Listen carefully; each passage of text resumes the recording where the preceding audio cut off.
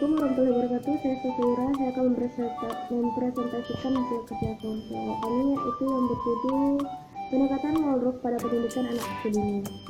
Jadi di slide pertama sini ada sejarah sekolah Waldorf. Waldorf Steiner ini lahir tanggal 27 Februari 1891 di Claudius, Kroasia, seorang ilmuwan dan filsuf. Jadi salah satu teori Steiner yang terkenal adalah bahwa manusia memiliki kebijaksanaan yang melekat untuk mengungkap misteri dunia spiritual. Jadi dalam bidang pendidikan dan pengajaran, Steiner mengembangkan model pendidikan yang berfokus pada pengembangan society, yaitu pengembangan kreativitas. Ini selanjutnya ada antroposofi. Jadi semua tinjauan luas tentang keyakinan filosofis Steiner harus dimulai dengan antroposofi. Yang mana antropo itu manusia, yang setia itu kebersaan. Jadi secara sederhana antroposofi adalah keyakinan eksplorasi diri manusia yang digabungkan dengan hal spiritual. Tujuan antroposofi itu untuk memunculkan kebenaran atau baru yang tidak disatukan dengan prinsip atau ajaran agama tertentu. Kemudian di selanjutnya ada konteks pendidikan Waldorf. Jadi taman kanak-kanak di sekolah Waldorf berbeda dengan tingkat sekolah lainnya dan berbeda dari sebagian besar taman kanak-kanak pada umumnya yang kita ketahui. Jadi taman kanak-kanak Waldorf melayani anak-anak antara usia 3 hingga 7 tahun. Jadi kurikulum sekolah ini berisi permainan imajinasi, dongeng, fabel, cerita rakyat, kegiatan seni tiruan, alat musik, tari, drama. Kurikulum ini didasarkan pada gagasan bahwa anak-anak berusaha mengembangkan tubuh fisik dan kemauan mereka. Semua kegiatan tidak bersifat akademik, tetapi serapan. Kemudian di selanjutnya ada menilai pembelajaran anak-anak. Jadi penilaian adalah hal penting bahkan anak-anak untuk memastikan bahwa siswa memenuhi tujuan kurikulum. Jadi tujuan kurikulum pada Waldorf adalah bukan untuk mengajarkan keterampilan akademik dasar dan mengikuti ujian atau membantu siswa memenuhi standar yang ditentukan pemerintah bagi berbagai usia dan tahapan atau kelas. Kemudian di selanjutnya ada Waldorf dan pendekatan lainnya. Ini pendekatan Waldorf pada pendidikan usia dini tampaknya memiliki daya tarik tertentu yang nyata. Waldorf tentu saja memiliki kesamaan dengan praktik yang sesuai dengan perkembangan atau DAP dalam 5 kategori, yaitu yang pertama ada menciptakan masyarakat yang mengasihi pembelajar, mengajar untuk mendorong perkembangan pembelajaran, membuat kurikulum yang tepat, menilai pembelajaran dan perkembangan anak-anak, membangun hubungan timbal balik dengan keluarga. Sekian presentasi dari saya. Lebih dan kurang saya minta maaf. Assalamualaikum warahmatullahi wabarakatuh. Assalamualaikum warahmatullahi wabarakatuh. Nama saya Mesyara dari kelompok 8. Di sini saya ingin melanjutkan materi dari teman saya yaitu Saufayura. Kali ini saya akan menjelaskan tentang kurikulum pendidikan Waldorf. Jadi, kurikulum yang mendefinisikan metode Waldorf ini relatif tidak berubah dari 90 tahun sebelumnya. Nah, Steiner mengatakan bahwa 7 tahun pertama kehidupan anak itu berperiode ditandai dengan pembelajaran meniru dan sensorik berbasis halus. Jadi, harus ditunjukkan untuk mengembangkan kemampuan dan akademik anak. Nah, untuk itu anak-anak di PAUD ataupun di sekolah didorong untuk bermain dan berinteraksi dengan lingkungan mereka, bukan diajarkan untuk konten akademis suasana tradisional. Nah, Steiner ini juga percaya bahwa anak-anak itu harus bisa menulis terlebih dahulu baru bisa membaca, dan anak di usia di atas 7 tahun tidak dibenarkan belajar menulis ataupun membaca. Selanjutnya, saya ingin menjelaskan tentang kelebihan dan kekurangan dari model pendidikan Waldorf itu sendiri. Pertama yaitu ada kelebihan. Jadi kelebihan metode ataupun pendidikan Waldorf ini yang pertama adalah mainan di sekolah ini bersifat sederhana dan terbuka, sehingga akan mendorong imajinatif anak dalam melakukan sesuatu kegiatan, baik itu permainan ataupun pembelajaran. Yang kedua, semua kegiatan ini tidak bersifat akademik, melainkan kegiatan terapan. Kegiatan ini mendorong anak untuk kemauan dan kreativitas anak dalam melakukan sesuatu, misalnya pembelajaran.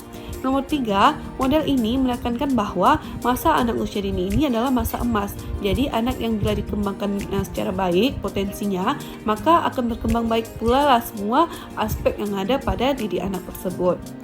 Yang keempat ada menggabungkan anak dari berbagai usia yang berbeda akan membentuk sikap menghargai, menghormati, dan imitasi sikap anak dan saling membantu pada anak-anak lainnya. Yang kelima ada kerjasama yang erat antara orang tua dan anak sehingga memaksimalkan perhatian yang mendukung tumbuh kembang anak dalam setiap aspek perkembangannya. Selanjutnya ada kekurangan, yaitu kekurangan dari pendidikan wardrob itu sendiri. Yang pertama ada tidak diimplementasikan pada sekolah umum. Ini dikarenakan filosofi agamanya Kristen. Yang kedua, pendekatan ini lebih berfokus pada aspek sosial dan kurang pada aspek kognitif. Jadi maksudnya di sini pendekatan wardrob ini lebih fokus pada lingkungan anak, bagaimana sosial emosional anak itu, dan kurang pada pemikiran ataupun pada nilai akademik anak seperti menulis, membaca, ataupun berpikir seperti itu.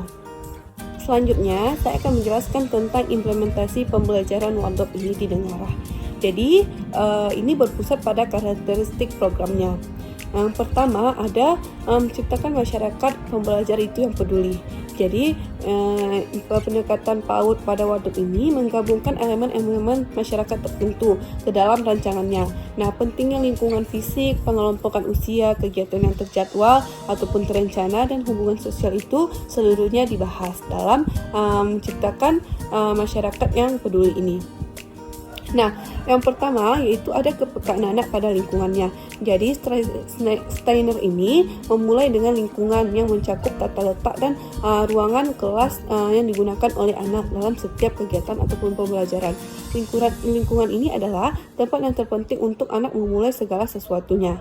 Lingkungan anak usia dini wardrob memelihara rasa anak-anak tentang keindahan dan susunan dari lingkungan tersebut.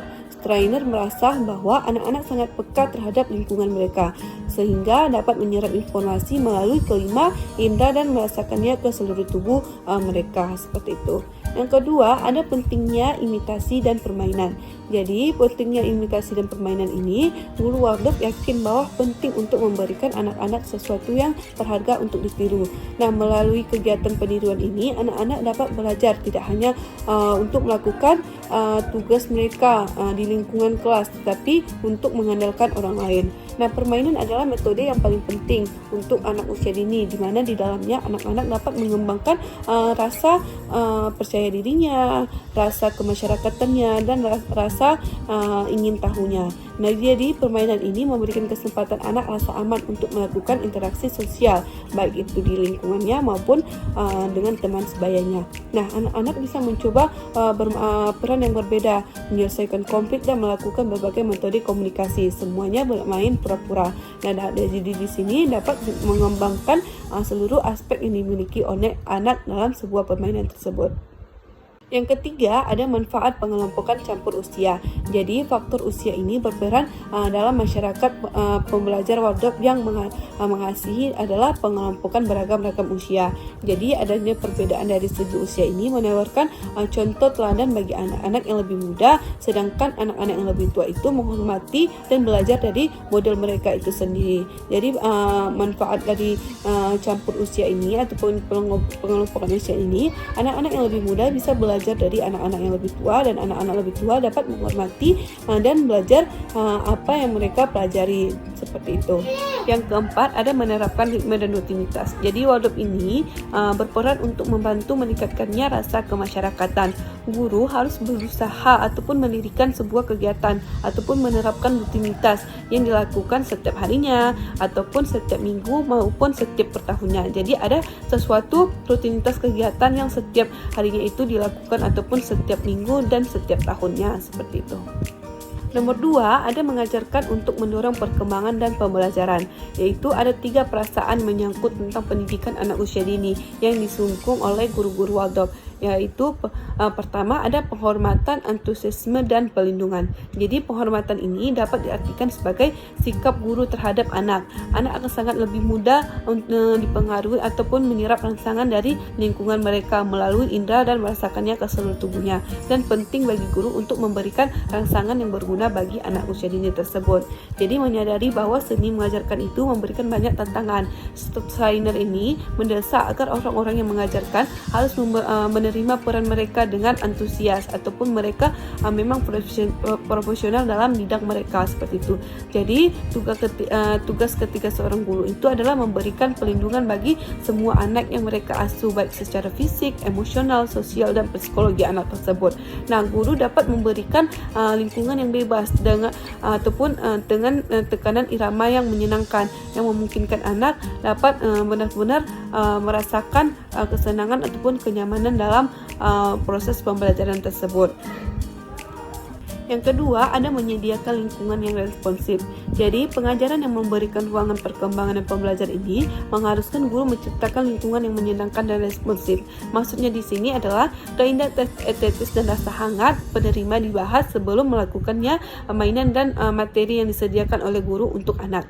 Jadi, bahwasanya mereka belajar ada kemungkinan yang terbatas, bukan mereka hanya belajar bahwa ada satu cara untuk benar untuk melakukan segala sesuatunya. Jadi guru harus menciptakan keindahan, kenyamanan dan lingkungan yang responsif untuk sebelum melakukannya materi ataupun melakukannya sesuatu kegiatan. Ketiga, ada hubungan anak-anak dengan pengalaman penginderaan. Jadi anak adalah organ indera secara keseluruhan, yang berarti bahwa anak-anak saling terkait dengan pengalaman penginderaan mereka. Jadi seseorang anak itu menyatu dengan perasaan karena itu sangat dipengaruhi oleh apa yang ditunjukkan oleh rasa itu, dan perkembangan psikologi dipengaruhi oleh lingkungan terdekat anak.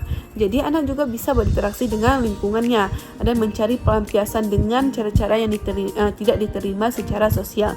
Jadi pendidikan Waldorf ini dengan lingkungan alaminya akan menyenangkan dan penangkal sifat muda bergairah yang sangat mudah dikuasai oleh anak. Selanjutnya ada 4, bekerja sama dengan teman sebaya. Jadi adalah bagian penting lainnya dalam perkembangan dan pembelajaran sehat yang dibantu dengan perkembangan oleh para guru. Jadi guru memberikan banyak kesempatan bagi anak untuk bermain dan bekerja sama.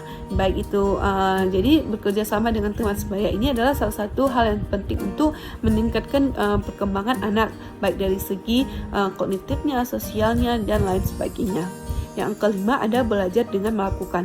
Jadi guru Waldorf mendorong anak-anak untuk menemukannya sendiri. Jadi saat anak memilih untuk terlibat dalam imitasi dan permainan, mereka akan melakukannya dengan sepenuh hati dan memperoleh jauh lebih banyak daripada mereka ditunjuk ataupun untuk melakukannya. Jadi di sini ada rasa inisiatif anak untuk melakukannya sendiri tanpa bantuan orang lain. Jadi kalau misalnya kita lebih menunjuk anak itu, anak akan lebih terpaksa dalam melakukan sesuatu kegiatan itu. Namun kalau misalnya dari sepenuh hati, anak akan lebih rasa senang, happy seperti itu dalam melakukan apa yang kita suruh. Nomor 6 ada tanggung jawab dan regulasi diri. Jadi salah satu tujuan kurikulum anak usia dini Waldorf ini adalah membantu anak-anak untuk mengembangkan rasa tanggung jawab dan regulasi diri. Dengan memilih, anak-anak dapat melatih dan mengendalikan diri mereka sendiri. Bagian terpenting dari pendekatan ini adalah mengenali bahwa perkembangan seseorang itu adalah perkembangan tanggung jawab dan pengaturan diri adalah dari sebuah proses. Agar ini terjadi, anak perlu waktu dan ruang yang cukup untuk berlatih, membuat pilihan dan mengendalikan kemandirian dan ketergantungan di bawah pengawasan sesama dan bimbingan orang dewasa. Jadi maksud di sini anak-anak ini dituntut diajarkan untuk merasa bertanggung jawab atas dirinya sendiri, dan itu membutuhkan waktu, ruang, dan kesempatan yang cukup ataupun pengalaman yang cukup sehingga anak bisa belajar dari pengalaman-pengalaman itu. Selanjutnya di sini ada nomor 3, yaitu membuat kurikulum yang tepat. Jadi kurikulum anak usia dini ini Waldorf dibuat untuk mendidik anak secara keseluruhan, kepala, hati, dan tangan. Nah, dengan demikian kurikulum tersebut berbicara tentang perkembangan aspek sosial, emosional, spiritual, moral, fisik, dan kecerdasan kecerdasan setiap anak. Yang pertama ada memelihara anak secara keseluruhan. Jadi kurikulum ini bisa dijelaskan hanya oleh beberapa kegiatan, tapi kedalaman yang dicapainya memerlukan pembahasan yang panjang dalam memelihara anak secara keseluruhan ini. Yang kedua ada mendorong perkembangan holistik. Jadi perkembangan sosial ini dipacu ataupun dilatih melalui permainan imajinatif. Konflik yang muncul dan anak-anak harus menyelesaikan penemuan dan jalan keluarnya. Nah, perkembangan emosional ini didukung dalam hubungan pribadi yang dikembangkan setiap anak dengan guru melalui persahabatan yang dibangun antara anak dan teman sebayanya. Jadi, anak-anak belajar memperoleh mengendalikan emosinya yang lebih besar dan perkembangan saat terjadi dalam lingkungan yang aman, terlindungi dan bebas tekanan. Nomor 3 ada menggabungkan berbagai jenis disiplin ilmu. Jadi melalui kurikulum Waldorf ini yang berisi permainan, imitasi dan seni cerita, anak juga memperoleh pengalaman dan berbagai jenis disiplin. Banyak sekolah saat ini berjuang untuk mengembangkan kurikulum yang terpadu. Guru seringkali menyamakan disiplin ilmu mereka. Sebaiknya guru atau Waldorf ini selalu mengajarkan matematika, sains, kesusastraan dan kesenian dan sebagainya adalah salah satu kesatuan yang teratur.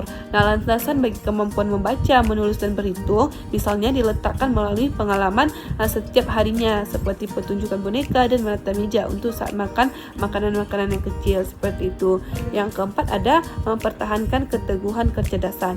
Jadi komponen penting kurikulum adalah keteguhan dan kecerdasan. Karena anak-anak meniru tindakan orang di sekitarnya, maka guru harus melakukan tindakan yang pantas untuk ditiru oleh anak.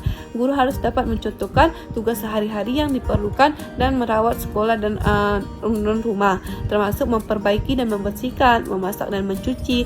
Nah, jadi semua tugas-tugas ini adalah berharga untuk yang bertujuan untuk pantas ditiru oleh anak. Sebaiknya guru harus memberikan contoh-contoh yang baik dan benar kepada anak usia dini, karena kan anak sifatnya itu adalah meniru. Nomor 5 ada merangkul perbedaan.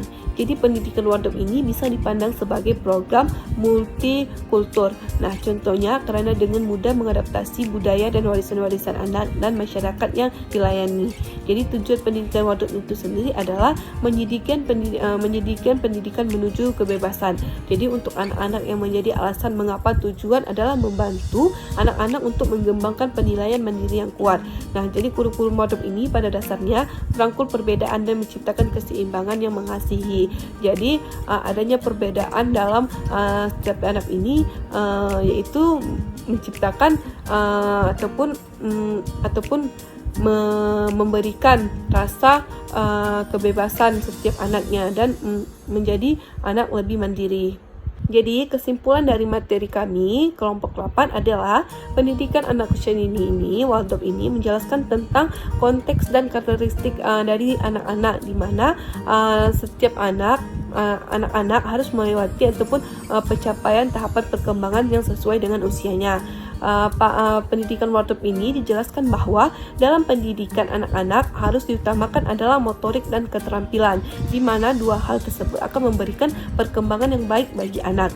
Nah, pendidikan anak usia ini menurut Waldorf tidak diutamakan masalah akademik dan menulis, karena pada masa tersebut kewajiban anak adalah bermain untuk mengasah motorik dan kreativitas anak. Jadi guru Waldorf ini harus memahami tentang hal tersebut.